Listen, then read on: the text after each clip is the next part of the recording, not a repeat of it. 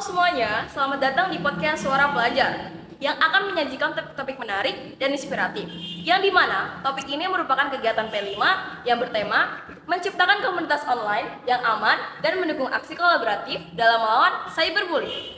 Ini merupakan topik utama dalam kegiatan perjalanan pengetahuan dan wawasan baru.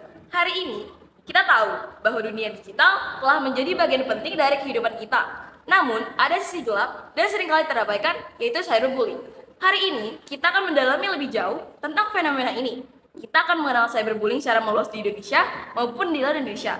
Sebelum lanjut ke pembahasan berikutnya mengenai cyberbullying, gue, Sheila, bersama teman gue, Gue Nurasya Yusafitri. Gua Raka Anugrah Putra. Gua Hani Wasman Johannes. Gua Ivan Alamsyah. akan menemani kalian hingga beberapa menit ke depan. Jadi, mari kita mulai perjalanan kita hari ini. Duduklah dengan nyaman, pasang earphone-mu, dan mari kita mulai podcast ini.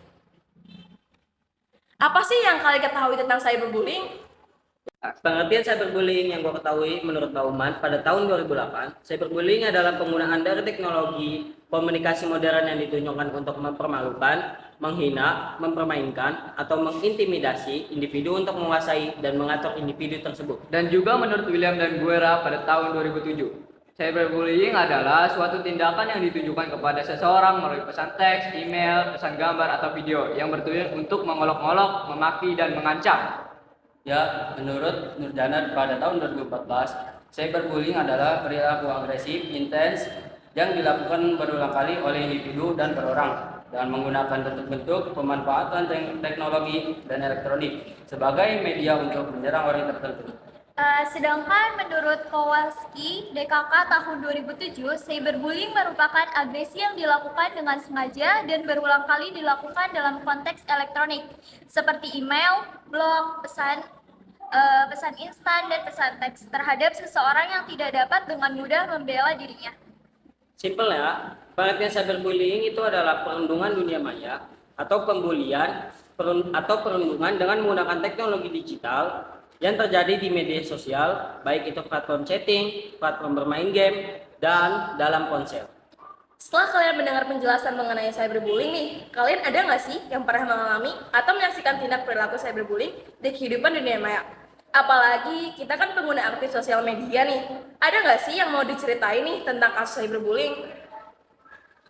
Ya, yang lagi hangat saat ini yang kita ketahui adalah kasus salah satu pemain timnas yaitu Marcelino yang sedang dihujat oleh netizen atau media sosial mengenai keegoisan pemain tersebut atau keegoisan Marcelino di saat pertandingan antara Indonesia melawan Irak di Piala Asia Under-23.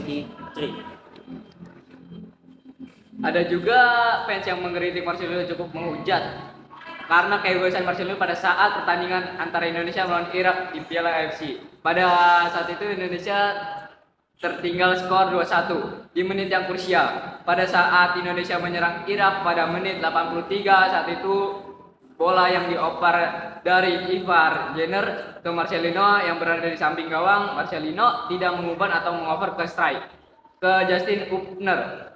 Justru dia menshooting bola tersebut sehingga para fans dan supporter merasa kecewa, sehingga Marcelino dikritik pedas para fans. Pada saat itu Indonesia bisa menyamakan kedudukan melawan Irak. Ya, pada saat Indonesia melawan Irak, untuk Marcelino yang pada saat itu memegang bola dan tidak mengoper bolanya ke Justin Hubner atau ke Rafael Strike, dia malah menshooting bola tersebut. Memang dia melakukan hal kayak itu ya sesaat. Karena dia masih muda juga, dan di pertandingan itu baik yang disayangkan mungkin bagi Marcelino sampai dia menangis setelah kalah dari Irak. Menurut Sintayong pada konversi pers via Zoom kepada wartawan-wartawan di Indonesia pada Rabu malam, saya mohon fans sepak bola Indonesia mengerti hiburan untuk Marcelino. Memang Sintayong melihat ada kesalahan dari Marcelino.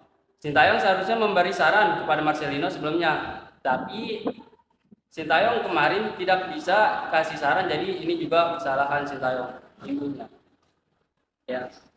Ditambah lagi Marcelino setelah pertandingan ketika ia sedang dihujat, ia membuat story yang semakin memanas-manaskan netizen saat itu yang dimana semakin banyak netizen yang mencuitnya. Kita ambil salah satunya, nggak sepat dari cuitan netizen tersebut, yaitu nggak sepantasnya juga Marcelino seperti ini. Ronaldo, Messi juga nggak bakalan buat story lucunya Argentina, lucunya Portugal. Padahal pada saat itu Marcelino membuat story lucunya negara ini. Ya, karena keritangan ini skill Marcelino yang dihujat oleh netizen tidak sebagus Ronaldo ataupun Messi. Ya, Marcelino juga pas pertandingan melawan Irak, dia ada juga otot yang kurang baik, tapi dia tetap bekerja keras untuk laga esoknya. Jadi mohon hiburannya untuk Marcelino. Ada juga selain komen tersebut masih banyak lagi komen-komen netizen yang cukup bukannya menguatkan tapi malah mencaci maki. Contohnya pemain egois tersindrom, nendang nggak jelas, terlalu memaksakan. Aduh, sadar dong, lu Marcelino bukan Ronaldo atau Messi. Menurut lu pada nih, komen-komen seperti itu sebenarnya benar atau gimana? Ya, seharusnya para netizen atau fans Indonesia mengkritik Marcelino itu kurang cukup baik menurut saya. Karena perjuangan Marcelino pada saat laga Indonesia versus Irak sudah cukup bekerja keras. Tapi malah netizen mengkritik seperti itu. Menurut saya itu kurang baik. Karena sepenuhnya komentar di sosmed Marcelino ini salah banget, karena bukan komen yang membangun dan memberikan semangat baik untuk Marcelino sendiri dan juga timnas Indonesia. Ya, gue juga setuju banget. Komentar-komentar yang terdapat di media sosial Marcelino ini bukan sepenuhnya untuk membangun atau memberikan semangat kembali kepada Marcelino itu sendiri ataupun kepada timnas Indonesia juga. Tapi dalam mengkritisi atau memberikan saran itu boleh, tapi tidak sampai ke ranah cyberbullying. Ngomong-ngomong tentang cyberbullying nih, pasti berkaitan dengan hukum nggak sih? Nah, menurut kalian ada nggak sih hukum tentang ketentuan cyberbullying ini? Ada dong, ketentuan hukum tentang cyberbullying ini pasal 45 ayat 3 Undang-Undang Nomor 19 Tahun 2016 terkena perubahan atas Undang-Undang Nomor 11 Tahun 2008 tentang informasi sesi elektronik yang dilindungi setiap orang dan dengan sengaja tanpa mendistribusikan atau mentransmisikan dan atau membuat pencemaran nama baik. Nah, kira-kira kalau melanggar, ada nggak sih sanksi dan tindak pidana yang didapat oleh pelaku? Ada pastinya, mereka yang melanggar dalam pasal tersebut akan dipidana maksimal 4 tahun penjara dan denda maksimal 750 juta loh. Nah, kalian udah pada dengar kan tindak pidana yang diterima oleh pelaku? Kalau ada pidana, pasti ada dampak nggak sih? Nah, menurut kalian dampak dari cyberbullying tuh ada apa aja sih? Beberapa dampak bagi cyberbullying. Korban menjadi rentan terhadap tindakan kekerasan online yang dapat menyebabkan dampak psikologis yang serius seperti depresi, kecemasan, stres, dan perasaan tidak berdaya. Bahkan indikasi untuk melakukan bunuh diri. Tindakan perundungan dapat merusak kepercayaan diri korban. Pesan-pesan merendah dan serangan secara terus-menerus dapat membuat korban merasa tidak berharga dan meragukan diri sendiri. Insecure. Korban merasa terisolasi secara sosial karena takut atau malu untuk berinteraksi dengan orang lain. Hal ini dapat menyebabkan perubahan perilaku dan menarikan diri dari kehidupan sosial.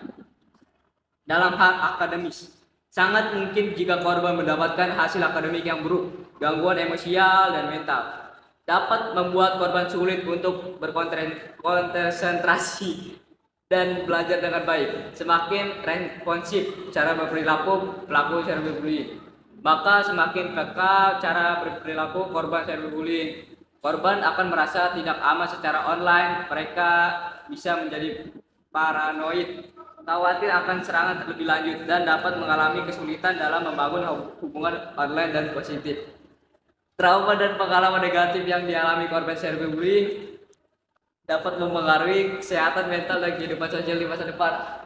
Ya, sudah kita dengar itu dampak dari korban. Selanjutnya kita akan mengetahui atau memperjelaskan dampak bagi pelaku. Yang pertama itu dampak bagi pelaku tersendiri. Itu yaitu cenderung bersifat agresif, berwatak keras, mudah marah, impulsif, lebih ingin mendominasi orang lain, kurang berempati, dan dapat dijauhi oleh orang lain. Ya, jadi jika cyberbullying dibiarkan tanpa tindak lanjut, maka orang yang menyaksikan dapat berasumsi bahwa cyberbullying adalah perilaku yang diterima secara sosial.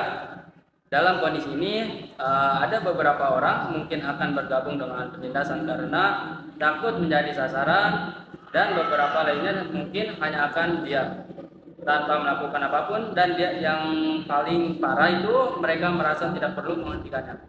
Nah, selain dampak yang udah dijelasin tadi, kita kan sebagai pengguna aktif sosial media nih, kalian ada nggak sih tips and trick untuk menghindari agar kita tidak menjadi pelaku dan juga korban? Ada dong tips and triknya. Yang pertama itu mendorong korban untuk melaporkan insiden kepada orang tua, pengajar, atau pihak berwenang. Tindakan hukum dapat diambil terhadap pelaku cyberbullying sesuai dengan undang-undang yang berlaku. Undang-undangnya tadi teman-teman udah dengar ya. Terus selanjutnya kampanye kesadaran di sekolah dan masyarakat untuk mempromosikan etika online dan sikap positif. Diadakan kelas dan distribusi untuk wali sehingga mereka tahu bagaimana menangani masalah pelecehan digital yang dilihat oleh anak-anak mereka. Selanjutnya menerapkan kebijakan no toleransi terhadap cyberbullying di sekolah dan melibatkan siswa dalam program anti-bullying dan memberikan sanksi yang tegas untuk pelaku cyberbullying.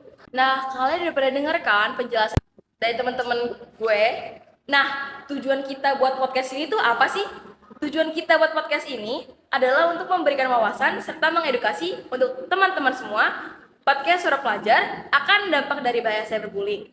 Podcast ini juga diharapkan bisa menjadi pembelajaran buat kita semua untuk lebih aware dengan lingkungan dunia maya. Nah, kalian udah pada dengarkan penjelasan dari teman-teman gue mengenai cyberbullying, dari pengertian, contoh kasus, undang-undang, dampak, dan juga cara mengatasi.